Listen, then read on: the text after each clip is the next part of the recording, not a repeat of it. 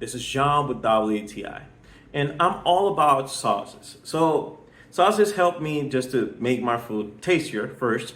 At the same time, more easy or easier to make. So this is where this LaChoy Teriyaki Sauce.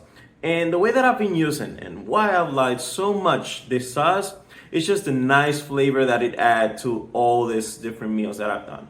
So the way that I've done this is just I've added to pork, I've had it with chicken, and it just adds such a great flavor to any one of the meals that I've done.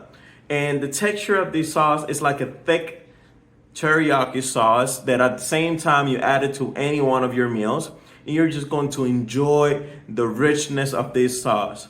The versatility that you can just use it with any different meat that you can just like add onto it. It's not too high on sodium or too high on salt, so it's not going to feel like too salty or at the same time too sweet. It's like a perfect blend, good balance when it comes to doing it to your meals.